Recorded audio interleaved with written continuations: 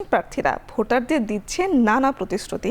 এ নিয়ে আরো জানাতে ঢাকা বিশ্ববিদ্যালয় থেকে যুক্ত হচ্ছেন সহকর্মী শাহাদাত অভ্র। সরাসরি যুক্ত হচ্ছে সেখানে। অভ্র, প্রচারণা নিয়ে কি বলছেন প্রার্থীরা এবং নির্বাচনের পরিবেশ নিয়ে শিক্ষার্থীরা কি বলছেন জানাবেন।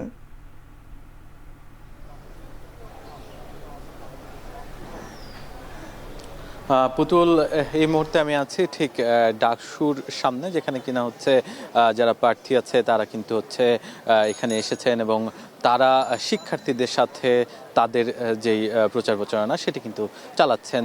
এছাড়াও কিন্তু আসন্ন ডাকসু নির্বাচনকে ঘিরে কিন্তু হচ্ছে যারা শিক্ষার্থী আছেন তাদেরও কিন্তু উৎসব মুখর পরিবেশ লক্ষ্য করেছি আমি। এছাড়াও যখন হচ্ছে যারা কিনা হচ্ছে ক্যাম্পাস, যেহেতু আপনি জানেন যে 5টা বাজে, 5টার পর থেকেই কিন্তু হচ্ছে ক্যাম্পাস ছাড়তে শুরু করে যারা অনাবাসিক শিক্ষার্থী তারা কিন্তু হচ্ছে যারা প্রার্থী আছে তারা কিন্তু হচ্ছে বাসগুলো যেখান থেকে ছাড়ে সেখানে কিন্তু উপস্থিত হয় এবং সেখানে কিন্তু তাদের যে প্রচারণা সেগুলো কিন্তু সেখানে আমি চালাতে লক্ষ্য করি। এছাড়াও কিন্তু যে হলগুলো আছে সেই আবাসিক হলগুলোতে কিন্তু হচ্ছে সকাল থেকেই ছাত্রদল, এর পরবর্তীতে আমরা যেই ঐক্যবদ্ধ শিক্ষার্থী জোট এবং তার পাশাপাশি কিন্তু হচ্ছে যেই বাকি 9টি প্যানেল আছে তারাও কিন্তু হচ্ছে আমরা লক্ষ্য করেছি তাদের প্রচারণা চালাতে। এছাড়াও বাম দলের পক্ষ থেকে কিন্তু সংবাদ সম্মেলন করা হয়েছে, তারা কিন্তু জানিয়েছে তাদের যেই প্রচারণা সেটি কিন্তু তারা করতে চায়। তার পাশাপাশি হচ্ছে ইলেকশন কমিশনের যেই পক্ষ থেকে চিফ রিটার্নিং কর্মকর্তা তিনি কিন্তু জানিয়েছেন যে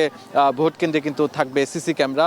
তার পাশাপাশি হচ্ছে আর্মির প্রয়োজন নেই আপাতত, এমনটাই কিন্তু ভাবছে চিফ রিটার্নিং কর্মকর্তা আমাদেরকে জানিয়েছেন যে কমিশনের পক্ষ থেকে এখন পর্যন্ত ভাবছেন যে আর্মি ছাড়াই সুষ্ঠু নির্বাচন সম্ভব। সবকিছু মিলিয়ে কিন্তু এখানে আমি দুপুর থেকেই লক্ষ্য করেছি যে উৎসবের যেই মুখর পরিবেশ সেটি কিন্তু হচ্ছে এখানে বিরাজমান। তার সাথে সাথে কিন্তু হচ্ছে হাইকোর্টের পক্ষ থেকে যেটি বলা হয়েছে যে ডাকসু হতে কোনো বাধা নেই।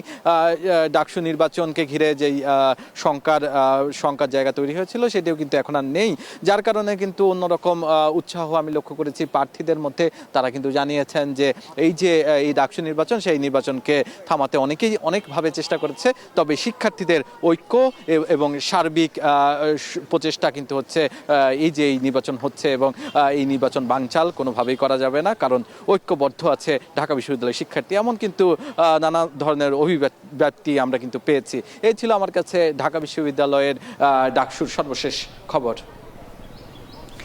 ঢাকা বিশ্ববিদ্যালয় থেকে ডাকসুর প্রচারণার সবশেষ খবর জানাতে যুক্ত ছিলেন সহকর্মী শাহাদাত অভ্র।